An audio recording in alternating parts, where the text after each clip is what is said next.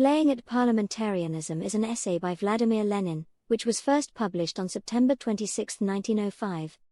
We have on repeated occasions, in Proletary, number 12, before promulgation of the State Duma Act, and in numbers 14 to 17 after August 6, enlarged on our tactics with regard to the State Duma, and now we must consider them anew in their relation to the new views expressed by Parvis. Let us first follow Parvis's main arguments step by step. He begins his article by stating, "We must fight to the last against a packed parliament, that mixture of baseness and paltriness," and to this true statement he immediately adds the following, which is no less true: "We can overthrow the State Duma only by a popular uprising. Likewise, it is only by a popular uprising that we can force the government to change the election laws and extend the rights of the Duma." Excellent. What, it may be asked, should be our slogans of agitation with regard to the State Duma? What are the main and particularly important forms of organization for the struggle against the mixture of baseness and paltriness? Parvis puts the question in essentially the same way when he says, "What we, for our part, can contribute to the preparation of an uprising is agitation and organization." And here is how he answers the first part of this question, about the attitude to election meetings. "If we interfere with these meetings," writes Parvis, "if we disrupt them, we shall merely be rendering a service to the government." So Parvis is opposed to having the workers interfere with the attempts of a handful of landlords and merchants to limit the subject of discussion at election meetings to the base and paltry State Duma. He is against workers taking advantage of the election meetings in order to criticize the base State Duma and to expound their social democratic views and their slogans. So it seems, but, immediately after the sentence quoted, Parvis states something that is already quite different. What is not given to the workers voluntarily, we read in his article, they must take by force. They must show up at assemblies of voters en masse and transform them into workers' meetings. The italics in the quotations are ours throughout. Editorial Board of Proletary, instead of discussing whether to elect Ivan Fomich or Foma Ivanich, they will put political questions on the agenda. Parvis probably wanted to say social democratic questions, for the question of the election of Ivan or Foma is also a political question. At these meetings we can discuss the policy of the government, the tactics of the liberals, the class struggle, and the State Duma itself. All this will lead to the masses becoming revolutionized. Now see how it all works out in Parvis's article. On the one hand, we must not interfere with the meetings of the Trubetskois, Petrankoviches, and Stakoviches. At the end of his article Parvis definitely condemns the idea of a boycott. On the other hand, we must show up at the meetings 1, by force, 2, transform the meetings of the Petrankoviches and Stakoviches into workers' meetings, 3, instead of discussing the question for which the meetings have been called, whether to elect Foma or Ivan. We must discuss our social democratic questions, the class struggle, socialism, and, of course, the need for a popular uprising, the requisites for it, its aims, means and methods, weapons, and its organs, such as a revolutionary army and a revolutionary government. We say of course, for even though he did not say a word about preaching insurrection at the election meetings, Parvis himself acknowledged at the outset that we must fight to the last and that we can attain our immediate objects only by means of an uprising. It is obvious that Parvis has got into a tangle. He fights against the idea of a boycott, does not advise interfering with meetings and disrupting them, and yet simultaneously, side by side with this, he advises breaking into meetings by force. Does this not mean disrupting? Transforming them into workers' meetings, does this not mean interfering with the Petrankoviches and Stakoviches? And discussing not the Duma, but our own social democratic, revolutionary questions, which the Petrankoviches do not want to discuss seriously, but which the workers and class-conscious peasants are very eager to discuss, and undoubtedly will discuss. Why has Parvis got into such a tangle? Because he has failed to understand the point at issue. He set out to fight against the idea of a boycott, imagining that a boycott means mere abstention, rejection of the idea of utilizing election meetings for the purposes of our agitation. Yet no one, even in the legal press, let alone the illegal press, advocates such a passive boycott. Parvis reveals utter ignorance of Russian political problems when he confuses a passive and an active boycott, when, in discussing the boycott, he does not devote a single word to an analysis of the second kind of boycott. We have more than once spoken of the conventional meaning of the term an active boycott, and stated that there is no need for the workers to boycott the Duma, since the Duma itself is boycotting them. We, however, clearly defined the real content of this conventional term from the very outset, as far back as a month and a half ago, when we wrote in Proletary, no. I too, prior to the promulgation of the State Duma Act, as distinct from passive abstention, an active boycott should imply increasing agitation tenfold, organizing meetings everywhere, taking advantage of election meetings, even if we have to force our way into them, holding demonstrations, political strikes, and so on and so forth. And somewhat further, an active boycott, we give this term in quotation marks as a conventional term, means agitation, recruiting, organizing the revolutionary forces on a larger scale, with redoubled energy and bringing triple pressure to bear.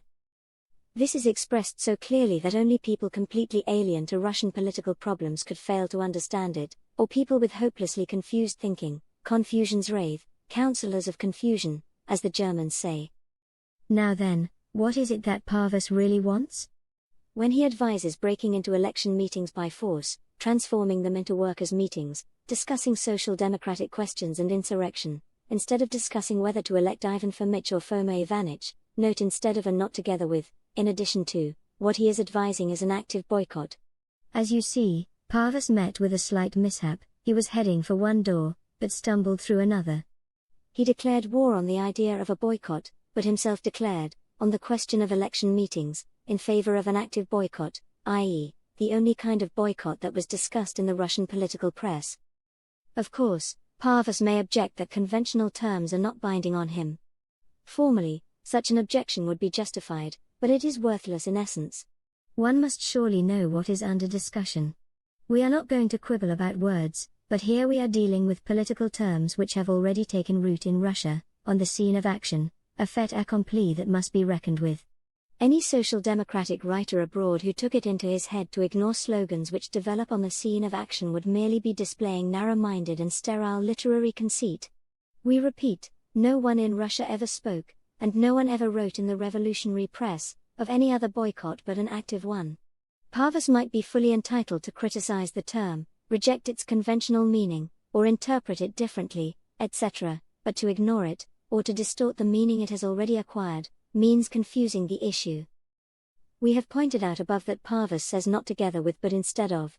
What Parvis advises is not bringing forward our social democratic questions and the question of an uprising together with that of having Foma or Ivan elected, but bringing forward the question of the class struggle and an uprising instead of the question of elections. This distinction between not together with and instead of is highly significant and calls for attention, the more so that, as is shown by the further content of his article, it might have entered Parvis's head to change the wording and say, not instead of but together with. We must consider two questions. 1. Is it possible to discuss, at election meetings, the election of Ivan or of Foma together with the class struggle, socialism, and insurrection? 2. If that is possible, should the former and the latter questions be discussed together, or the latter in place of the former? Anyone who is familiar with Russian conditions will scarcely be at a loss in replying to these two questions. Getting into election meetings and transforming them into workers' meetings calls for the use of force, i.e., crushing the resistance of the police and the military first of all. In the more or less important workers' centers, and it is only there that the Workers' Social Democratic Party can count on leading a really broad, popular movement, the resistance of the police and the military will be most serious. It would be plain folly on our part to shut our eyes to this. Parvis himself says that the election agitation may at any moment turn into a revolutionary uprising. If that is so, then it is our duty to take stock of our forces and adapt them to this very task of insurrection, and not to the task of furthering the election of Foma as against Ivan to the State Duma. If that is so, the main and central slogan of our entire Duma campaign of agitation should be one calling for an insurrection, a revolutionary army, and a revolutionary government. If that is so, then it is our duty, before and above all else, to advocate and explain these very slogans at each and every meeting. Hence, Parvis once again blows up his own argument in, on the one hand, expecting an uprising at any moment, and, on the other, maintaining complete silence about propaganda of insurrection and an analysis of its prerequisites, methods, and organs as the mainspring of the Duma campaign. To proceed, let us consider another contingency, possible in individual centers, especially the smaller. Let us assume that attempts to force our way into meetings do not give rise to a serious struggle against the government, or go so far as an insurrection. Let us assume that in individual instances these attempts are crowned with success. In that case, We must in the first place not lose sight of an institution called martial law. To every partial victory of the people over the police and the military, the government retaliates, as is probably known even to Parvis, by proclaiming martial law. Does this prospect frighten us? No, because it is a step that brings the uprising nearer and renders the entire struggle in general more acute. Does it frighten the Zemstvos and the Duma electors generally? It undoubtedly does, for it would facilitate the arrest of the Milyukovs, for it provides the government with pretexts for banning some election meetings, and perhaps all meetings and the whole Duma to boot. Consequently, it all boils down again to the fact that some want an uprising, advocate it, make preparations for it, agitate for it, organize insurrectionary detachments, etc., whereas others do not want an uprising, struggle against the idea of insurrection, condemn the advocacy of insurrection as mad and criminal, etc. Is Parvis really ignorant of the fact that these others are all Overboshchenie League members, i.e., even the extreme left wing of the bourgeois Democrats who may get into the Duma? And, this in the second place, if Parvis does know this, then he must also know the following. Resistance to forcible entry into election meetings and to their transformation into workers' meetings will be offered not only, and sometimes even not so much, by the police and the military, but by the Zemstva and Overboshchenie people themselves. Only infants can shut their eyes to this. The Zemstva and the Overboshchenie people pose the question more clearly and directly than some social democrats do: either prepare an uprising and make it the hub of our agitation and all our work, or go over to the Duma platform and make it the basis of all political struggle. The Zemstva and Overboshchenie people have already solved this question, as we have often pointed out and emphasized in Proletary, beginning with number 12.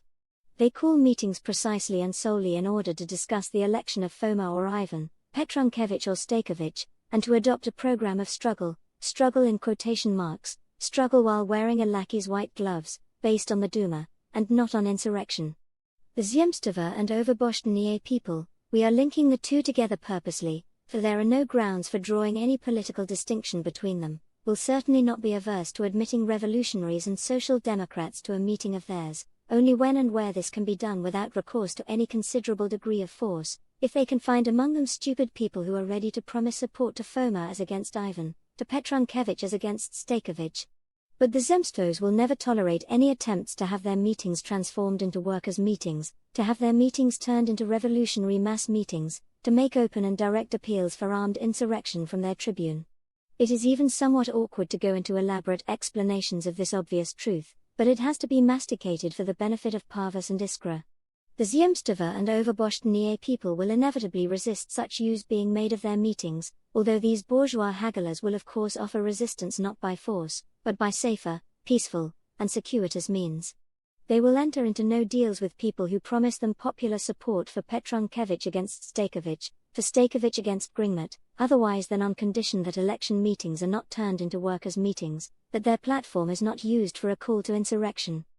If they learn that workers are coming to their meetings, and they almost always will find this out, since one cannot conceal a mass demonstration, some of them will straightway inform the authorities, others will take to urging the Social Democrats to refrain, a third group will hasten to assure the governor that they are not to blame, that they want to enter the Duma, and that they have always, through their faithful colleague Mr. Struve, condemned the mad and criminal advocacy of insurrection. A fourth group will advise changing the time and place of the meeting. A fifth group, those who are bolder and shrewder politically, will discreetly say that they will be delighted to hear the workers, will thank the Social Democratic speaker, will scrape and bow to the people, will make high-flown, pretentious, and emotion-charged speeches assuring each and all that they are always for the people, heart and soul for the people, that they are with the people and not with the Tsar, that their Petrunkevich said so a long time ago, that they fully agree with the Social Democratic speaker about the baseness and paltriness of the State Duma, but that it is necessary, in the splendid words of that highly esteemed parliamentarian,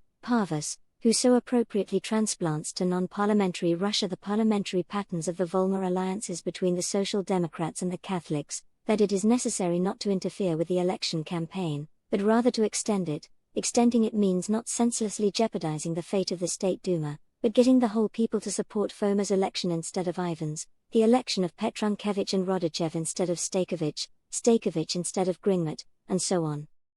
In a word, the more stupid and the more cowardly the Zemstvos will be, the less chance will there be of their listening to Parvis at their election meeting.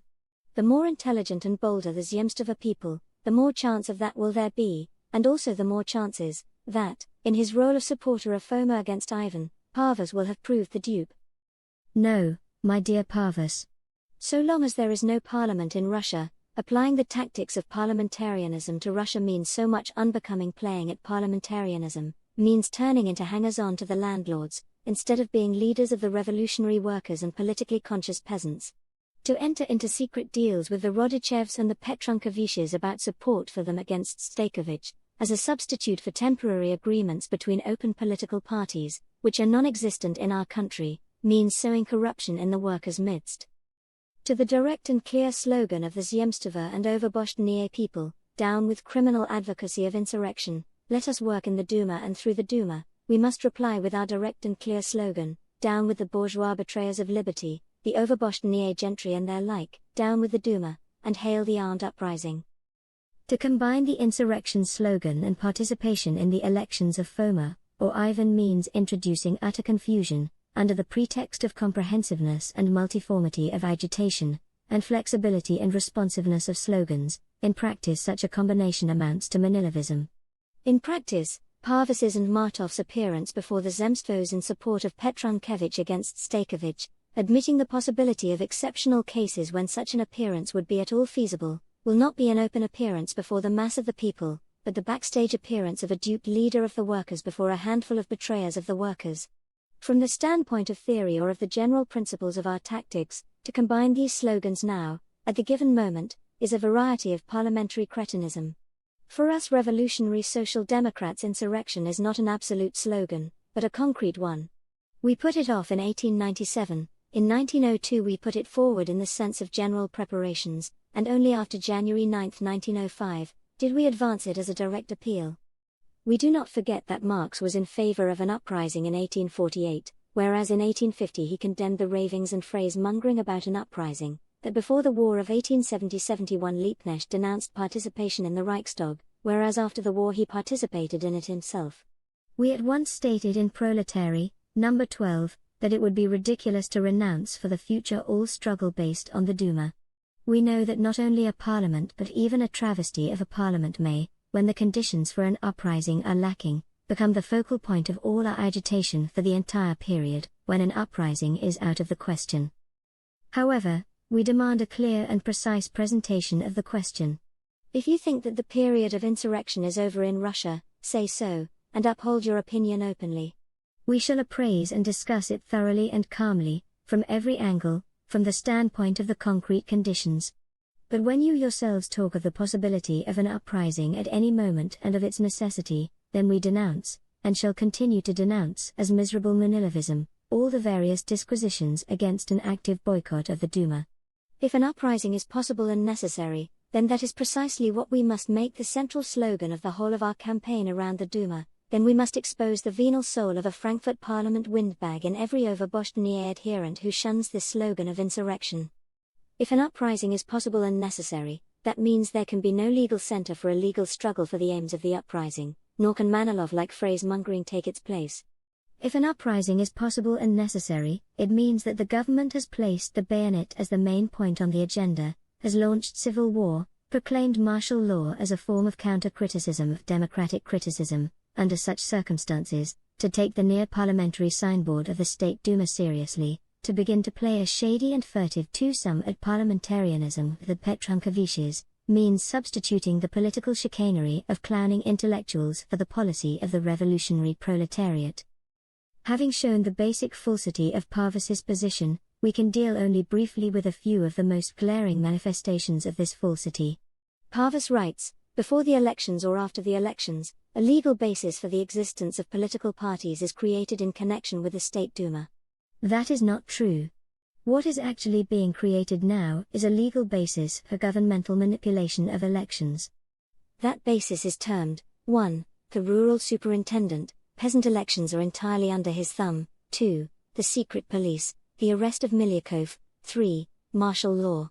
When a legal basis for the existence of political parties, including the Russian Social Democratic Labour Party, is created in fact, and not in the language of journalists, then we shall have to reconsider the whole question of insurrection, for to us insurrection is only one of the important means, but one that is not always obligatory, of clearing the way for the struggle for socialism.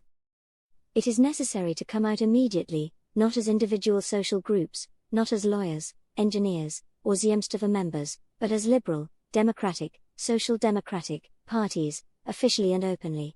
The representatives of the various tendencies could come to an agreement among themselves in this respect, just as agreements are made between the various parties in a parliament. Yes, this they can do, only not openly but in secret, for if Parvis has forgotten Trepov, Trepov has not forgotten Parvis. What Parvis terms a parliamentary agreement, sometimes indispensable to social democrats in a parliamentary country, is in present-day Russia, in September 1905, the most contemptible playing at parliamentarianism.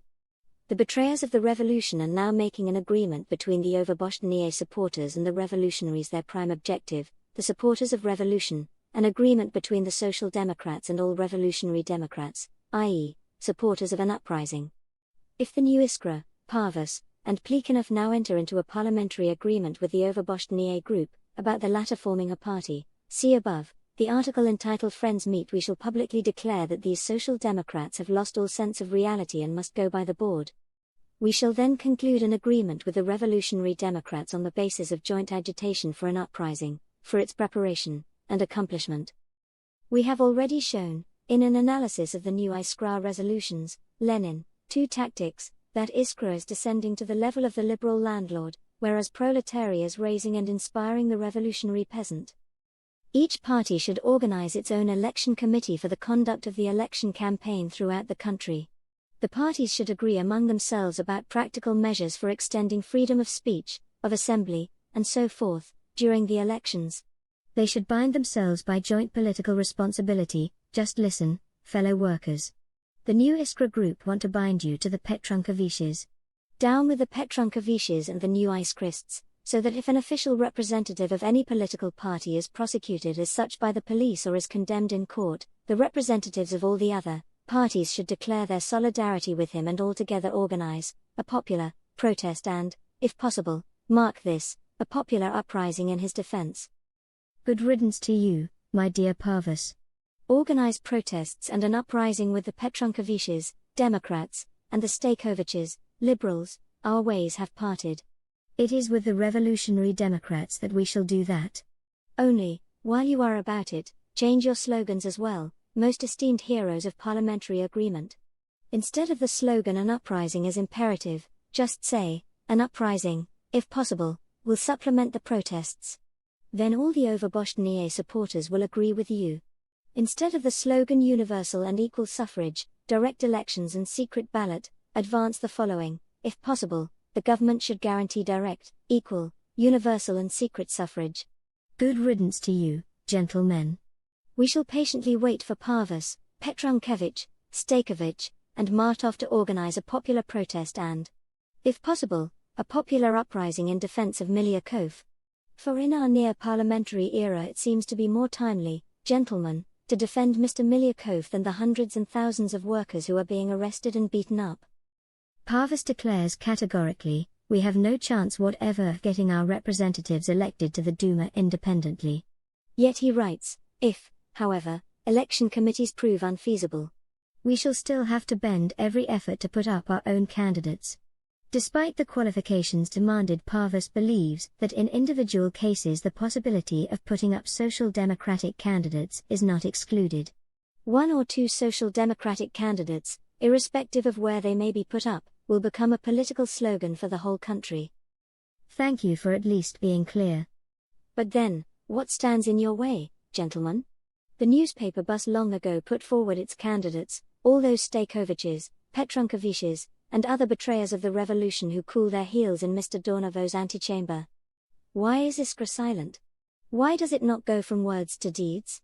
Why does it not put forward Axelrod, Starova, Parvis, and Martov as candidates for the State Duma? Try it, gentlemen, conduct an experiment, experimentum in corpore vili. 4. Try it, and we shall see at once which of us is right, you who believe that these candidates will become a slogan for the whole country, or we who believe that at the present time these candidates will only play the role of buffoons. Parvis writes, the government has given a handful of people the right to elect a body which is to manage the affairs of the whole nation. This imposes on the artificially selected voters the duty of using their exclusive right with due regard to the opinion of the popular masses and of not being guided by arbitrary personal, but by class and party considerations. Our task is to remind them of this duty, force them to perform it, and we must stop at nothing in carrying out this task. This reasoning, quite naturally supplemented by the assurance that the tactics of active boycott expresses disbelief in the revolutionary forces of the country, is fundamentally wrong. It is a typically bourgeois sentimentalist presentation of the question that all social democrats should rise up against. Parvis's reasoning is bourgeois, for he fails to see the class essence of the Duma, the agreement between the bourgeoisie and the autocracy.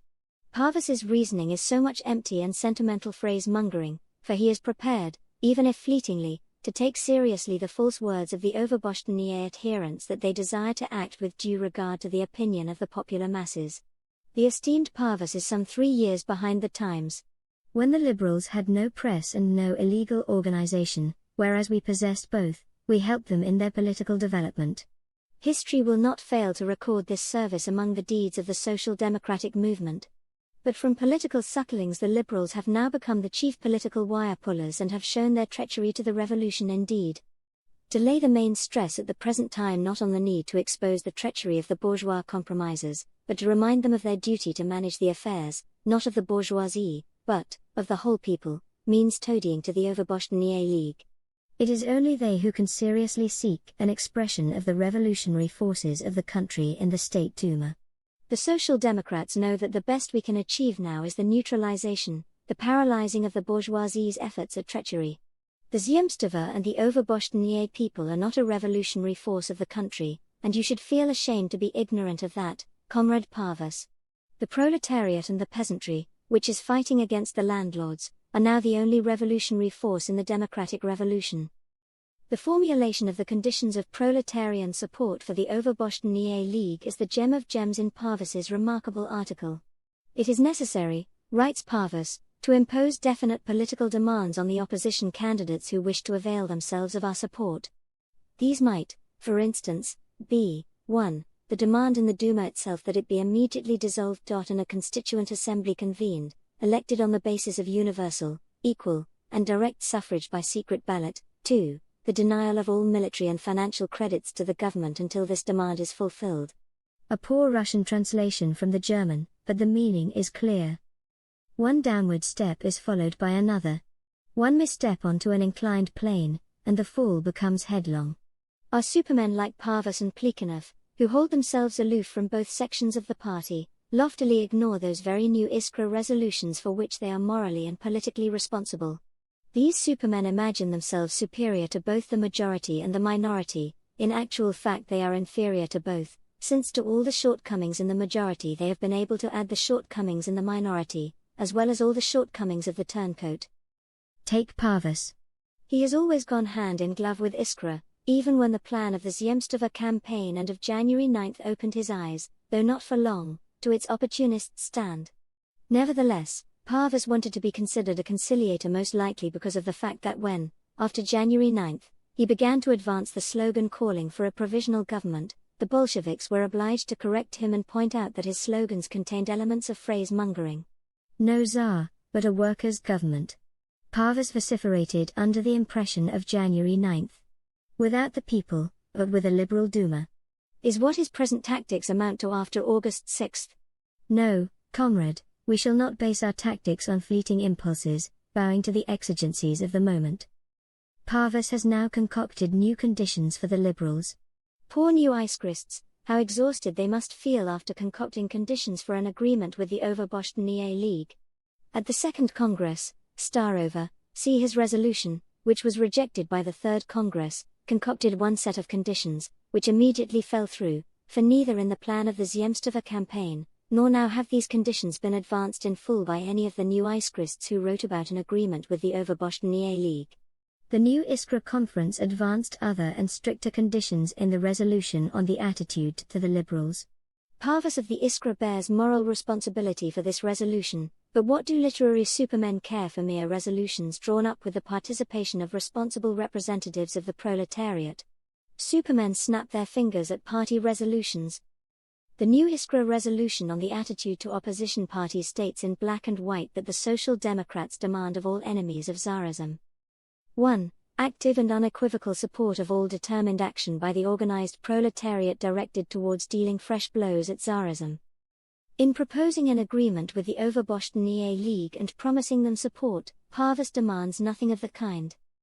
2. Open recognition and unqualified support of the demand for a popular constituent assembly elected on the basis of universal, etc., suffrage, and open action against all parties and groups that are trying to curtail the rights of the people, whether it be by limiting suffrage or by accepting the grant of a monarchist constitution in lieu of a constituent assembly. Parvis repudiates the whole of the second part of these conditions. He even completely disregards the question of whom the Overboschnee League members in the Duma should demand the convocation of a constituent assembly from. From the Tsar, no doubt? But why shouldn't you convoke it yourselves, esteemed heroes of parliamentary agreement? Or are you no longer opposed to having it granted by the Tsar? 3. Resolute support of the working class struggle against the government and the magnates of capital, for the right to strike and the right of association. Parvis exempts the Overboschnee League from this condition, evidently on the occasion of the Duma's convocation and the injuriousness of the tactic, the worse, the better, although in the same breath Parvis mockingly assures the reader that it would be worse if the Duma had legislative rights, i.e., that the one step towards something better, the one the Overboschnee League is striving for, is a step for the worse. 4. Open resistance to all attempts by the government and the feudal nobility to suppress the peasant revolutionary movement by measures of barbarous violence against the persons and property of the peasants. Why have you forgotten this condition, my good Parvis? Can it be that you are no longer prepared to put this excellent demand to Petrunkevich, Stakovich, Rodichev, Milyakov, Struve? 5. Refusal to support any measures intended to preserve, in a free Russia, any restrictions of the rights of individual nationalities and any traces of national oppression. And 6. Active participation in helping the people to arm themselves for the fight against reaction, and support for the Social Democrats' endeavors to organize an armed mass struggle. Why, my dear Parvis, have you forgotten these conditions? That's the end of the essay. Remember to like and subscribe for more socialist content. And if you got any human readings of Marxist works, let me know in comments so I can link your channel.